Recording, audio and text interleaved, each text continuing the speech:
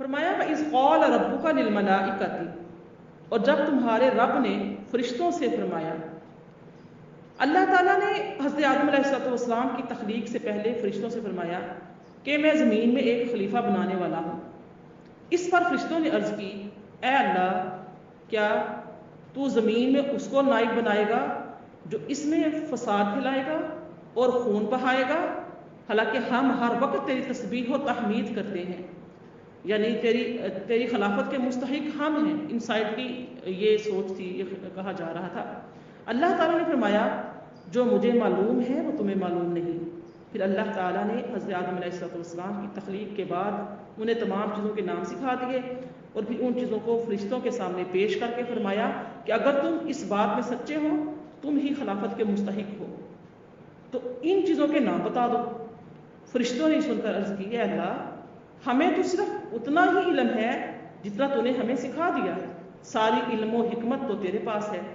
پھر اللہ تعالیٰ نے حضرت آدم علیہ السلام سے فرمایا اے آدم، تم انہیں ان تمام اشیاء کے نام بتاؤ.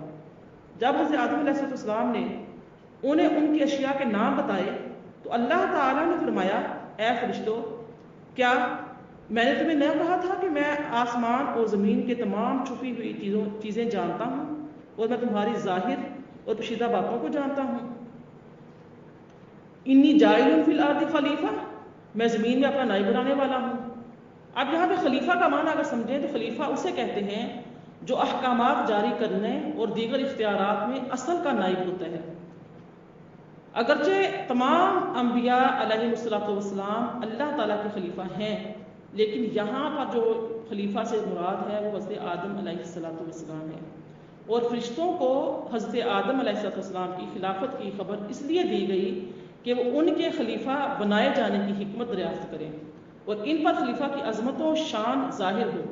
ان کو پیدائش سے پہلے ہی خلیفہ کا لقب عطا کر دیا گیا اور آسمان والوں کو ان کی پیدائش کی بشارت بھی دے دی گئی. اب یہاں پر ہمیں یہ بات کو یاد رکھنا چاہیے کہ اللہ تعالیٰ اس بات سے پاک ہے کہ اس کو کسی سے مشورے کی حاجت ہو. یہاں پر خلیفہ بنانے کی خبر فرشتوں کو ظاہری طور پر مشورے کے انداز میں دی گئی ہے. ایکچولی اللہ تعالیٰ کا جو مقصد تھا وہ تھا ان کو، یعنی کہ ایک انسان، ایک بشریت کی پیدائش کی، ایک بشر کی پیدائش کی خبر دینا. تو اب اس سے ہمیں جو یہ اشارہ ہے، اس سے ہمیں یہ بھی معلوم ہوتا ہے کہ کوئی اہم کام کرنے سے پہلے ہمیں ماتحت افراد سے مشورہ کر لینا چاہیے تاکہ اس کام سے متعلق ان کے ذہن میں کوئی خلش ہو تو اس کا ازالہ ہو جائے یا کوئی ایسی مفید رائے مل جائے جس سے وہ کام مزید بہتر انداز میں ہو جائے. پیاری بہنوں، یہ یاد رکھنا چاہیے کہ مشورہ ہمیشہ ایماندار لوگوں سے کیا جاتا ہے جو آپ کے ساتھ مخلص ہوں، جن کو آپ سمجھیں کہ یہ آپ کے ساتھ مخلص ہیں اور ایماندار ہیں. مشورہ دینے میں میرے ساتھ ایمانداری سے کام لیں گے اور اخلاص کے ساتھ کام لیں گے، کیونکہ جب مشورہ کو لے رہا ہوتا ہے وہ سامنے والے کو اپنا مخلص مان رہا ہوتا ہے. تو مشورہ کرنا اللہ رب العزت کی سنت کریمہ ہے.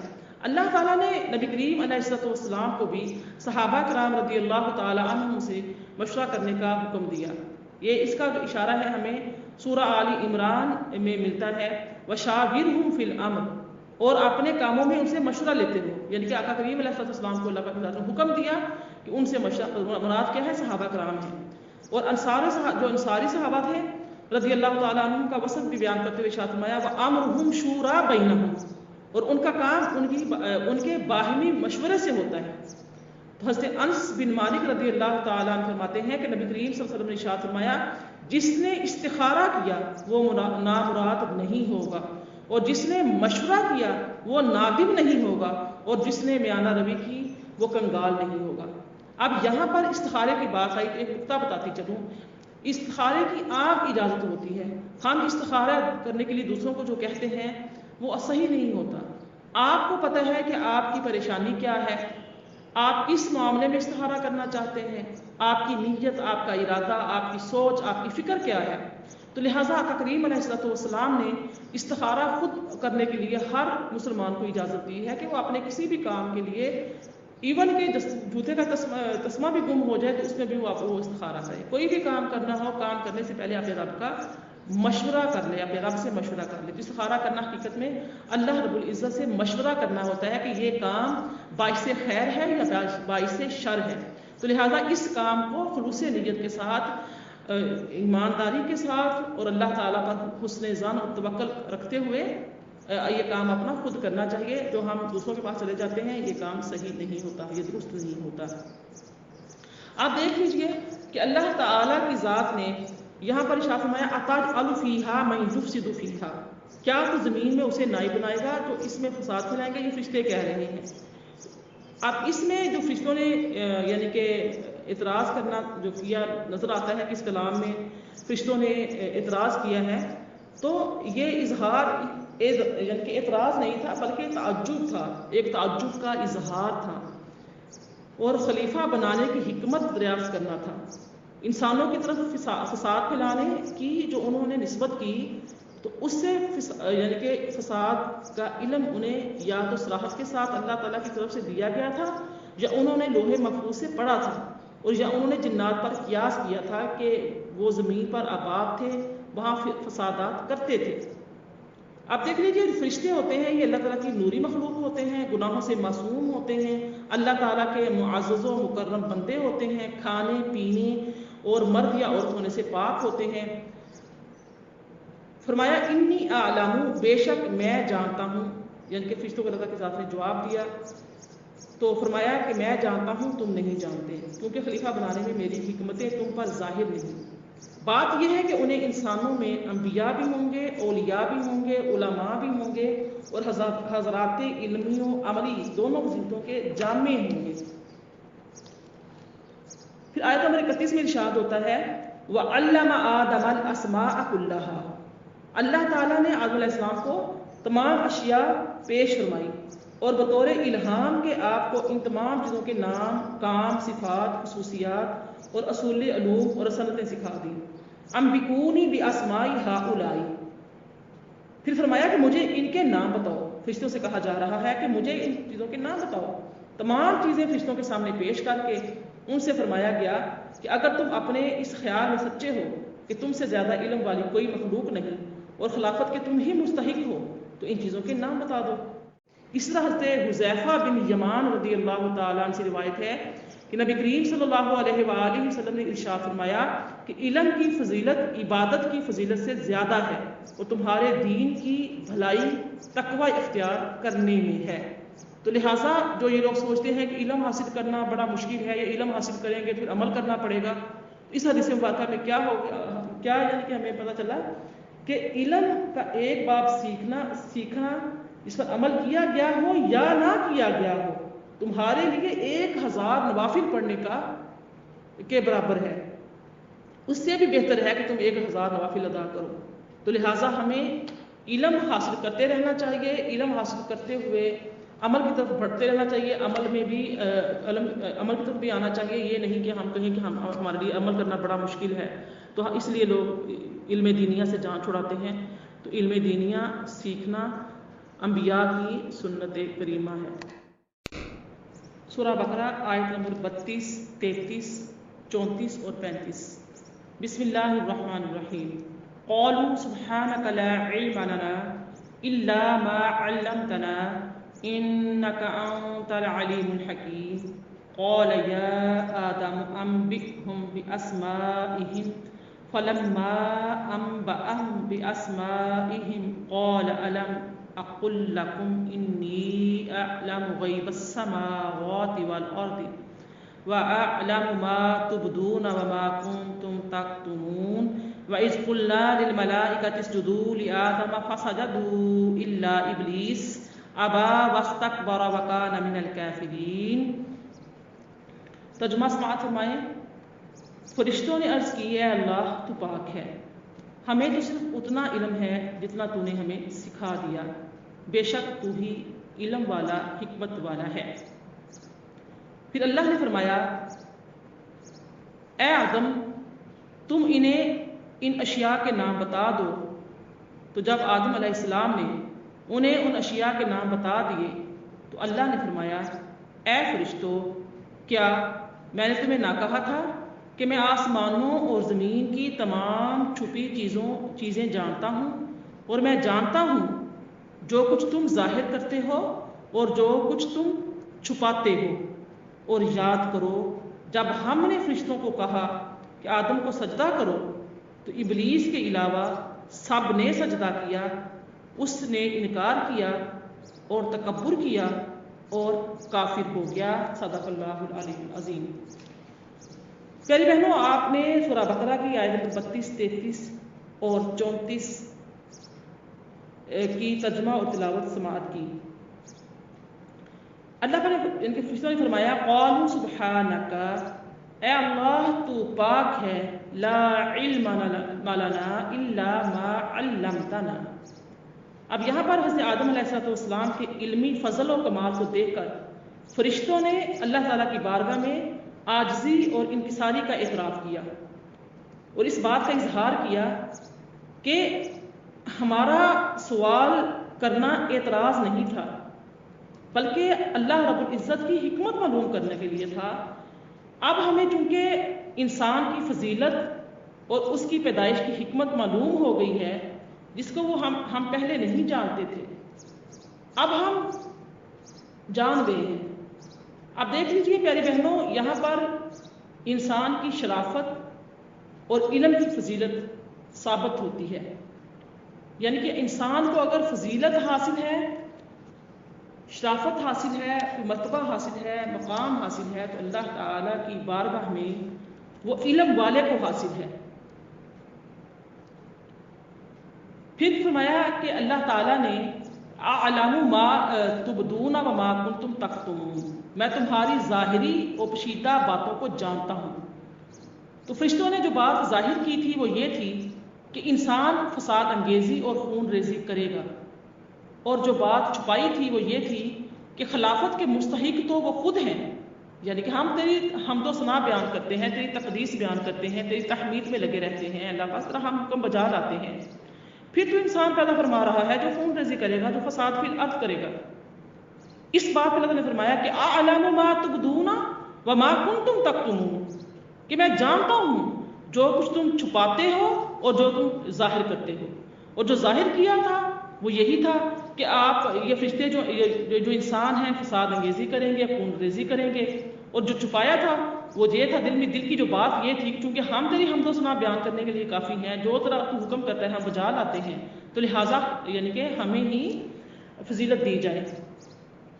اللہ تعالیٰ نے ان سے زیادہ علم و فضل والی کوئی مخلوق پیدا نہیں فرمائی۔ تو اس آیت سے کیا معلوم ہوا کہ فرشتوں کے علوم و کمالات میں زیادتی ہوتی ہے۔ پھر فرمایا کہ قلنا للملائکۃ اسجدوا لآدم فسجدوا الا ابلیس ابا واستکبر وکان من الکافرین۔ اور یاد کرو ہم نے فرشتوں کو حکم دیا اسجدوا لآدم، آدم کو سجدہ کرو، اسجدوا، یہ دیکھ لیجئے کہ یہ متکلم کا صیغہ ہے۔ اللہ تعالیٰ نے حضرت آدم علیہ السلام کو تمام موجودات کا نمونہ اور عالم روحانی اور جسمانی کا مجموعہ بنایا اور فرشتوں کے لیے حصول کمالات کا وسیلہ بنایا، تو انہیں حکم فرمایا کہ آدم علیہ السلام کو سجدہ کریں، کیونکہ اس میں حضرت آدم علیہ السلام کی فضیلت کا اعتراف کیا گیا ہے۔ فرمایا اتجعل فیہا، تمام فرشتوں کو سجدہ کا حکم دیا گیا اور ملائکہ مقربین سمیت تمام فرشتوں نے سجدہ کیا، لیکن شیطان نے سجدہ نہیں کیا، اس سے انکار کر دیا اور تکبر کے طور پر سمجھتا رہا کہ آدم علیہ السلام سے وہ افضل ہے، اور جیسے وہ انتہائی عبادت گزار ہے، فرشتوں کے استاد اور مقرب بارگاہ الہی کو سجدہ کا حکم دینا حکمت کے خلاف ہے، اپنے اس باطل عقیدے حکم الہی سے انکار اور تعظیم نبی کی وجہ سے وہ کافر ہو گیا۔ حضرت آدم علیہ السلام اور ابلیس کا جو واقعہ اللہ تعالیٰ کی ذات نے 7 صورتوں میں بیان کیا ہے۔ اب یہاں پر سجدے کی 2 قسمیں ہیں، سجدہ سمجھ لیتے ہیں کہ سجدہ کون سا تھا۔ ایک تو عبادت کا سجدہ تھا، دوسرا تھا تعظیم کا سجدہ۔ عبادت کا سجدہ جو ہوتا ہے وہ کسی کو معبود یعنی کہ عبادت کا مستحق سمجھ کر کیا جاتا ہے، اور تعظیم کا سجدہ وہ ہوتا ہے جس سے مسجود یعنی جسے سجدہ کیا جائے اس کی تعظیم مقصود ہوتی ہے، معبود مقصود نہیں ہوتا۔ تو یہ جو عقیدہ ہے یہ قطعی ہے کہ سجدہ عبادت اللہ تعالیٰ کے لیے خاص ہے، کسی اور کے لیے نہیں ہو سکتا اور نہ کسی شریعت میں کبھی جائز ہوا ہے۔ تو فرشتوں نے آدم علیہ السلام کو تعظیمی سجدہ کیا تھا، اور وہ باقاعدہ پیشانی زمین پر رکھنے کی صورت میں تھا اور صرف سر جھکانا نہ تھا۔ تعظیمی سجدہ پہلے شریعتوں میں جائز تھا، ہماری شریعت محمدی صلی اللہ علیہ وآلہ وسلم میں اس کو منسوخ کر دیا گیا، اب یہ کسی کے لیے بھی جائز نہیں ہے۔ اب یہ دیکھیے، یہ بات سمجھ لیں کہ اگر کوئی پیر یا ولی کے مزار پر جا کر سر جھکاتا ہے، سجدے کی طرح سر رکھتا ہے، تو یہ سجدہ کرنا حرام ہے۔ لیکن یہ بھی یاد رکھیں کہ تعظیمی سجدہ کرنے والوں پر یہ بہتان باندھنا کہ یہ معبود سمجھ کر سجدہ کرتے ہیں، تو یہ اس تعظیمی سجدے سے بڑا جرم ہے، کیونکہ مسلمان جو ہوتا ہے وہ یعنی کہ مشرک نہیں ہوتا، اس کو مشرک کہنا، اس کو کافر کہنا یہ بہت ہی کبیر گناہ ہے۔ اگر کوئی مسلمان اپنی جاہلیت میں، اپنی لا علمی میں کسی ولی اللہ کے زندگی میں ان کے سامنے پیش ہوتا ہے یا ان کے مزار پر، قبر پر حاضر ہوتا ہے، تو وہ تعظیماً سر جھکا دیتا ہے یا اس قبر پر سر رکھ دیتا ہے، پیشانی رکھ دیتا ہے، یا ان کی زندگی میں اتنا جھک جاتا ہے کہ سجدے والی کیفیت بن جائے، تو ہم اس کو مشرک کہہ دیں یا اس کو کافر کہہ دیں، یہ بہت بڑا گناہ ہے۔ اس نے جو بھی کیا اس کی اپنی لا علمی کے باعث کیا، جہلیت کے باعث کیا۔ اس کے دل میں تعظیم تھی، اس کے دل میں یہ نہیں تھا کہ وہ اس کو معبود سمجھ رہا ہے، عبادت کے لائق سمجھ رہا ہے۔ عبادت کے لائق صرف اور صرف اللہ تعالیٰ کی ذات ہے، سجدہ صرف اللہ تعالیٰ کی ذات کو ہی کیا جائے گا۔ بسم اللہ الرحمن الرحیم۔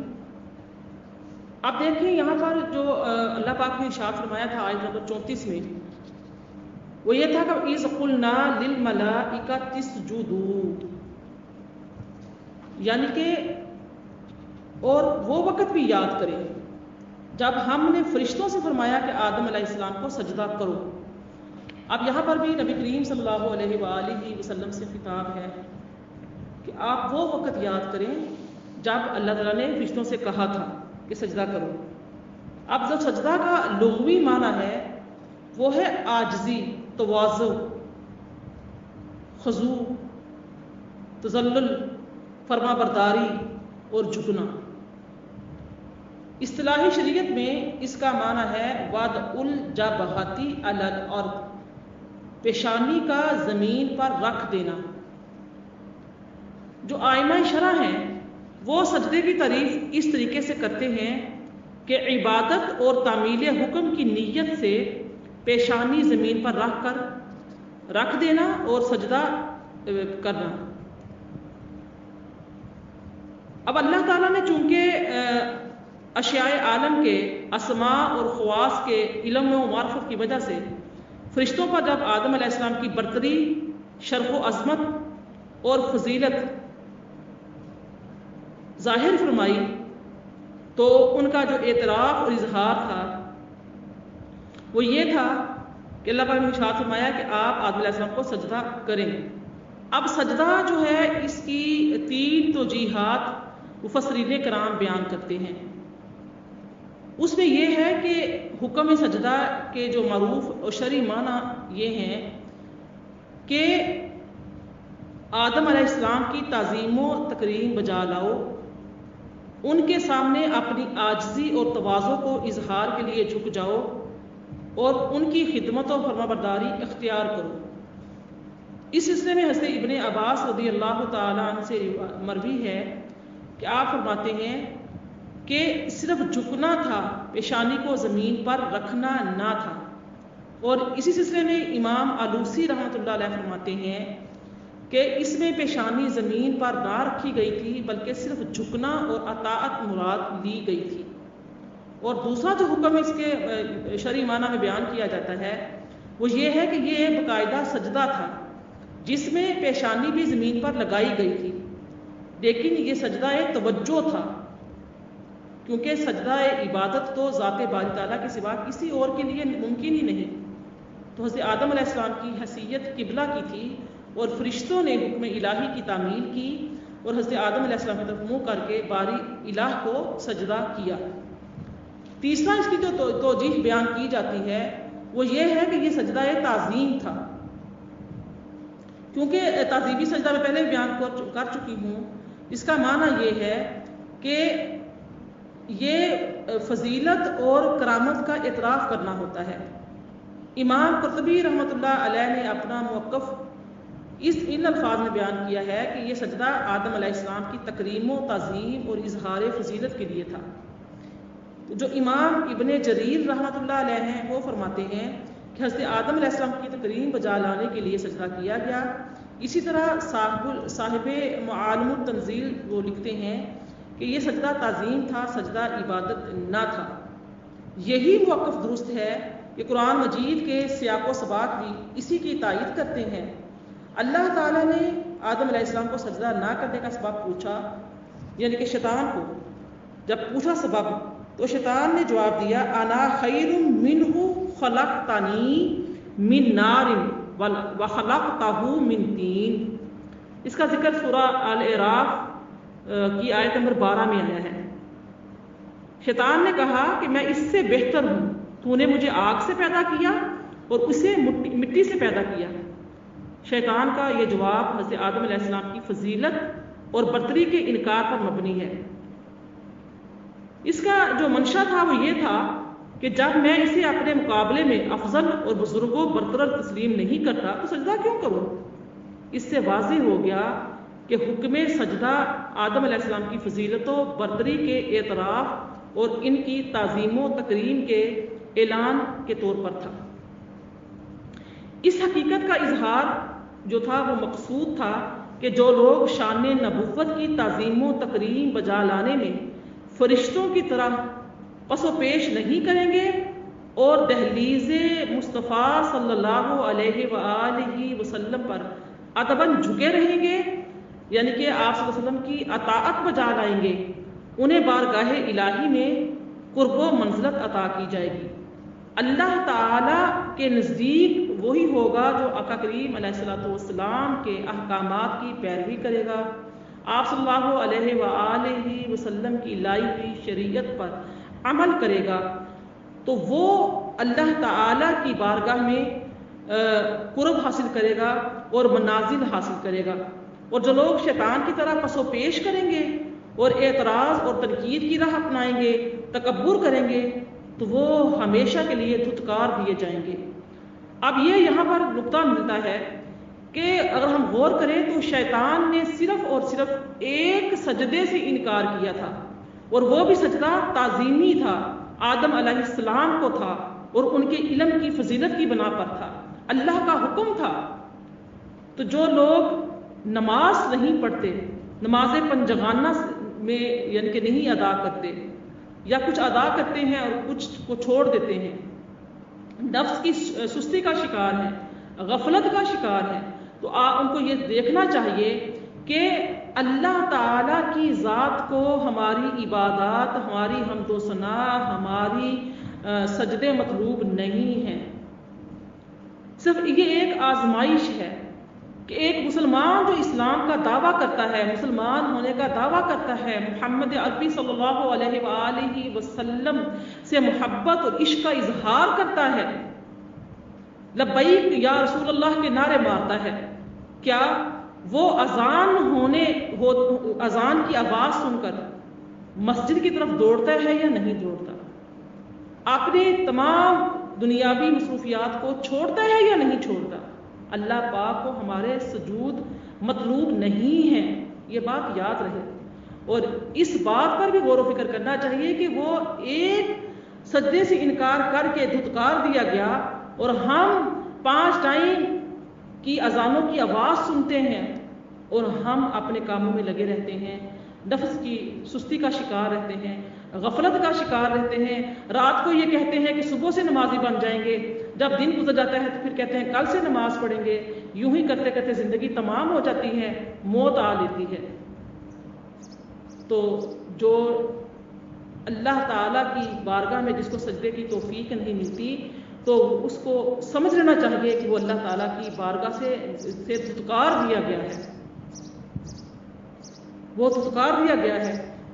آپ دیکھ لیجئے کہ اس کا جو رسالت کا عقیدہ ہے، جو وہ عقیدہ رکھتا ہے کہ میں آقا کریم علیہ السلام پر ایمان لاتا ہوں، وہ عقیدہ توحید بھی مقبول نہیں رہے گا۔ جب وہ آقا کریم علیہ السلام جو فرماتے ہیں کہ نماز میری آنکھوں کی ٹھنڈک ہے، تو جب وہ مسلمان نماز نہیں پڑھے گا، آقا کریم علیہ السلام کی تسکین نہیں پہنچائے گا، تو پھر کیا ہوگا؟ وہ اللہ تعالیٰ کی بارگاہ سے بھی دھتکار دیا جائے گا۔ فرشتے 100 سال یا 500 سال سجدے میں رہے اور یہ شیطان پیٹھ پھیر کر کھڑا ہو گیا۔ سیدنا آدم علیہ السلام کی وفات کے بعد بھی شیطان کو حکم ہوا کہ آدم کی قبر کو سجدہ کر لے تو تمہاری توبہ قبول ہو جائے گی، لیکن اس نے یہ کہا کہ اور یہ کہہ کر انکار کر دیا کہ میں نے صاحب قبر کو سجدہ نہیں کیا تو قبر کو کیوں کروں؟ پھر فرمایا وَقُلْنَا يَا آدَمُ اسْكُنْ أَنْتَ وَزَوْجُكَ الْجَنَّةَ۔ اب دیکھیے آدم علیہ السلام کو جب تاج خلافت پہنا دیا گیا اور فرشتوں سے تعظیم کروا دی گئی، تب انہیں حکم دیا گیا کہ آدم تو اور تیری بیوی جنت میں ٹھہرو، وہاں جو کچھ ہے، جو چاہو کھاؤ، جہاں چاہو چلو پھرو، سیارو سیاحت کرو، مگر گندم یا انجیر یا انگور کے پاس نہ جانا ورنہ زیادتی کرنے والوں میں سے ہو جاؤ گے۔ اب دیکھیے ان درختوں کا ذکر جو ہے وہ مختلف روایات میں آتا ہے، قرآن پاک میں کسی بھی درخت کا ذکر نہیں آیا۔ تو آدم علیہ السلام کی تخلیق تو زمین کے لیے ہی ہوئی تھی۔ اللہ تعالیٰ نے فرمایا تھا انی جاعل فی الارض خلیفہ، میں زمین میں خلیفہ بنانے والا ہوں، مگر کچھ دن جنت میں ٹھہرا کر دنیا میں ہونے والے معاملات و حالات سے نبھاؤ، امر اور نواہی سے آگاہی دینا اللہ تعالیٰ کا مطلوب تھا، آپ کی تربیت کرنا مطلوب تھا۔ اب یہاں پر یہ سوچنا چاہیے کہ آدم اور حوا علیہ السلام درخت کے قریب کیسے چلے گئے اور ظالموں میں شمار کیوں ہو گئے؟ ہرگز ایسا نہیں ہے، ہرگز نہیں کہ آپ خدا بندی کے خلاف ورزی انہوں نے حضرت آدم علیہ السلام نے اللہ تعالیٰ کے حکم کی خلاف ورزی کی ہو۔ جو کام بھول سے ہو جاتا ہے وہ گناہ نہیں ہوتا۔ اللہ پاک نے قرآن پاک میں ارشاد فرمایا ہے وَلَقَدْ عَهِدْنَا إِلَىٰ آدَمَ مِن قَبْلُ فَنَسِيَ وَلَمْ نَجِدْ لَهُ عَزْمًا، اور بے شک اس سے پہلے ہم نے آدم علیہ السلام سے عہد لیا تھا کہ وہ اس درخت کے قریب نہ جائیں، پس وہ بھول گئے۔ دیکھیے یہاں پہ فناسیہ کا لفظ استعمال ہوا، پس وہ بھول گئے اور ہم نے ان کا ارادہ نہ پایا۔ جب آدم علیہ السلام نے بھول کر کھا لیا تو نہ ان سے گناہ ہوا، نہ ہی وہ ظالموں میں شمار ہوئے۔ اب یہ درخت کی جو قربت تھی یہ فی نفس ہی ممنوع نہیں تھی، اصل جو ممانعت تھی وہ یہ تھی عقل، ٹھیک ہے، کھانے کی ممانعت تھی، درخت کے قریب جانے کی ممانعت نہیں تھی، مگر روکنے کی خاطر قربت سے بھی روک دیا گیا،